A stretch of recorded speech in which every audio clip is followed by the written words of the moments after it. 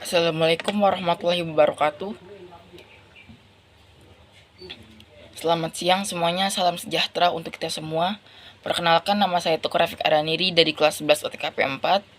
Di sini saya akan membacakan hasil presentasi saya untuk materi ruang lingkup administrasi sarana dan prasarana dan tujuan, fungsi, dan prinsip sarana prasarana.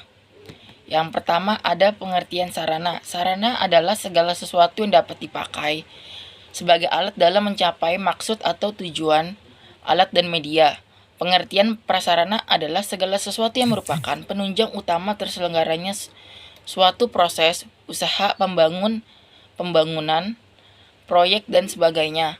Pengertian sarana dan prasarana dapat disimpulkan, sarana dan prasarana menyiapkan hal yang berbeda, di mana sarana lebih ditunjukkan untuk benda-benda yang bergerak seperti komputer, printer, serta alat dan mesin lainnya, sedangkan prasarana lebih didukung untuk benda-benda yang tidak bergerak seperti gedung, rumah, dena, dan sebagainya.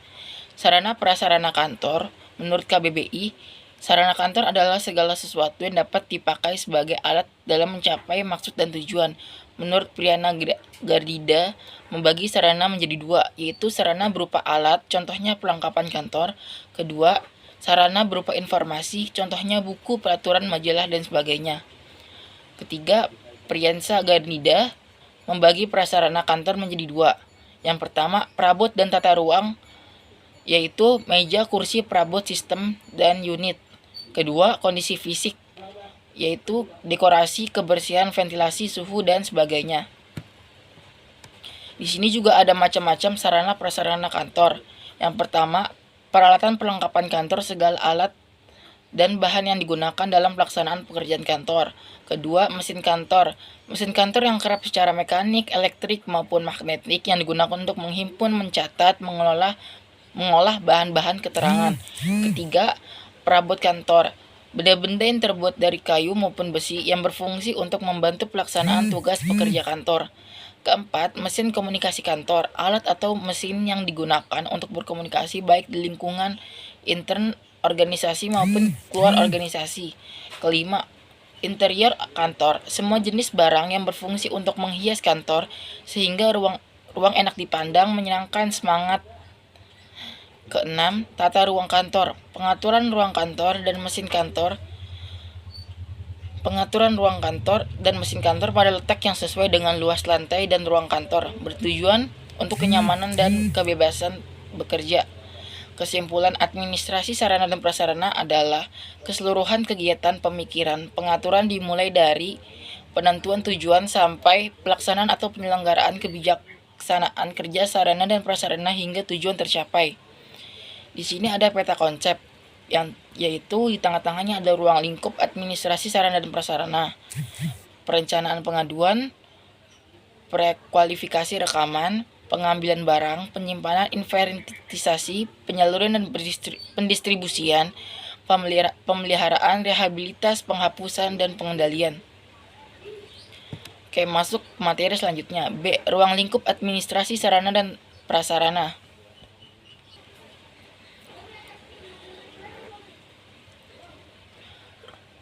Ruang lingkup administrasi sarana dan prasarana terdiri atas 4 komponen berikut. Yang pertama ada kegiatan manajemen. Kegiatan manajemen meliputi kegiatan perencanaan, pengorganisasian, dan pengawasan. Kedua, kegiatan operasional. Kegiatan operasional meliputi kegiatan pengadaan,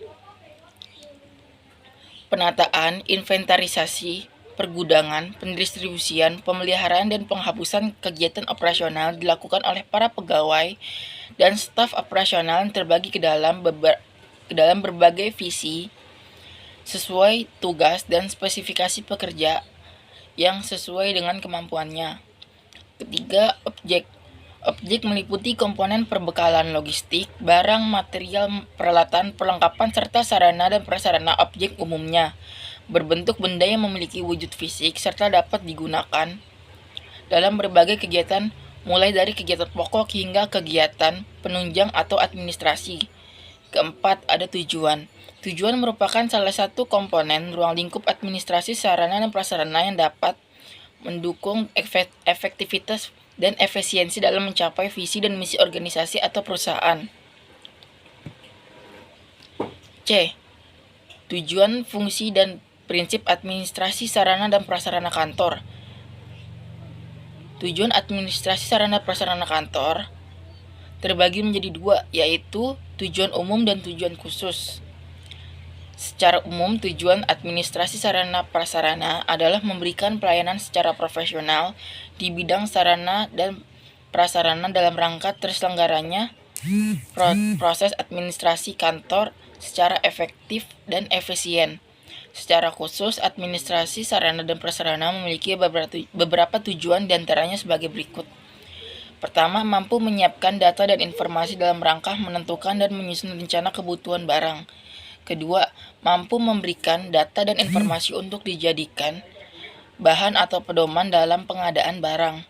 Ketiga, mampu memberikan data dan informasi dalam menentukan keadaan barang, contohnya barang yang tersedia telah rusak, tua, atau mengalami kelebihan atau kekurangan stok. Informasi tersebut kemudian digunakan sebagai dasar pertimbangan dalam pengambilan keputusan perusahaan.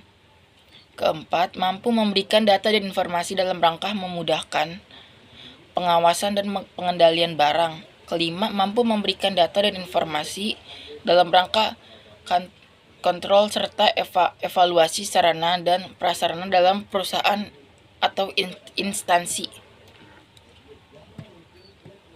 Kedua, fungsi administrasi sarana dan prasarana kantor. A. Mempercepat proses pelaksanaan kerja.